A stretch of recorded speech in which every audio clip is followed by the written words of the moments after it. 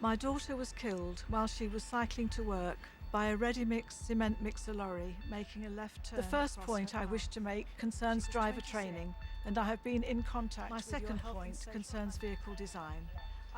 If there is anything at all you can do about any of the points I have raised, please do it in memory of my daughter. There was complete silence at the end of it, and then I went diving for the ladies' loo, and one of the other shareholders followed me in and said, "You sent shivers running down my spine."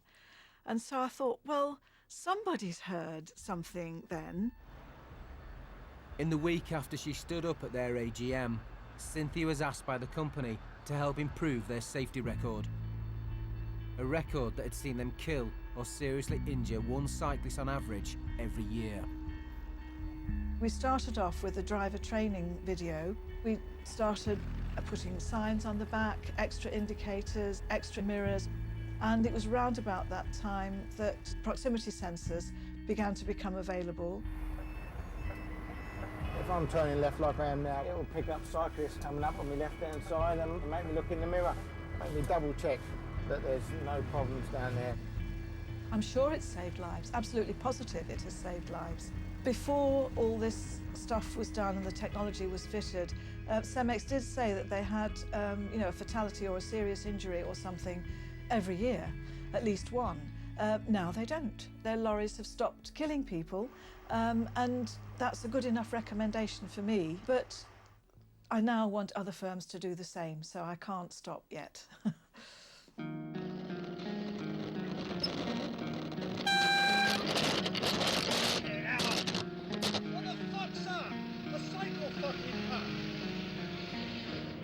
As more and more cyclists film their every move, we're getting a more detailed picture of life on Britain's roads. Jesus Christ. No, he's okay. He almost died. It's clear that everyone must take responsibility if we are all to share such a crowded space.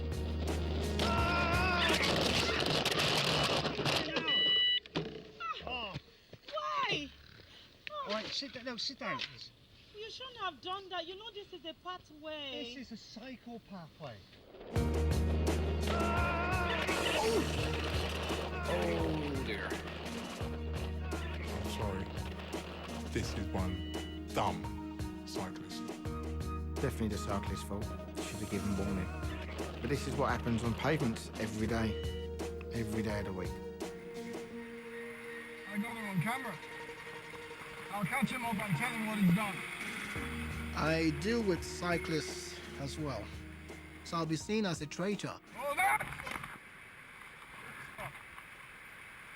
You jump the lights over there. You don't do that again. Bet he felt very embarrassed after that. But we're all road users, and some cyclists really annoy me. Not all cyclists jump red lights, but for some, it's become a habit. For others, at its worst, it's an adrenaline quest in high-speed races. Oh my gosh. Races across cities like this one in London are being organised for couriers to showcase their skills and speed. I can understand the excitement thereafter. I'd probably feel like, oh my god, I nearly died. I need to stop.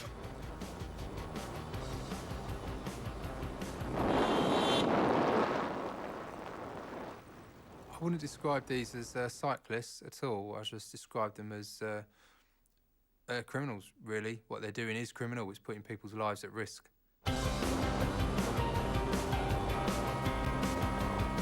Absolutely suicidal. It's totally irresponsible. Completely irresponsible. If a motorcyclist was riding like that, you'd want him strung up. If they had a number plate, they wouldn't be doing that, would they?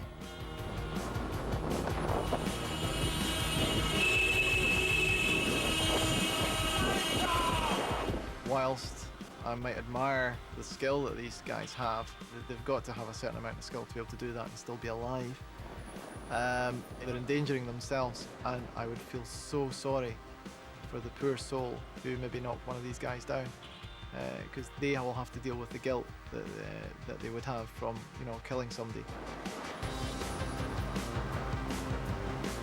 They are doing more damage to other cyclists on the road than they can possibly imagine. I'm afraid my instant reaction to this is, do you know what? Sometimes getting out of your car and punching cyclists in the head who do this might be a good idea after all. Not a copper in sight, look. It gets my back up when I think of cyclists riding like that and getting away with it, and other poor souls lose their lives with some stupid act by some stupid car driver, you know. Got another cyclist coming up here. Yeah, that looks like all that, look. Kids sitting in the handlebars of a Bowie's bike. How can I, as a driver, defend against something like that? One wobble, one slip, they fall off under my wheels. Nothing I can do about it.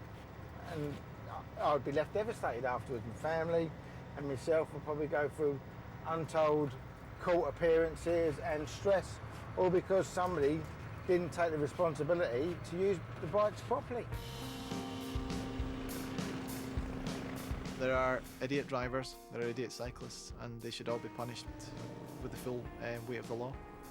It certainly is a competitive space when actually it needs to be a cooperative space. We all have responsibilities here.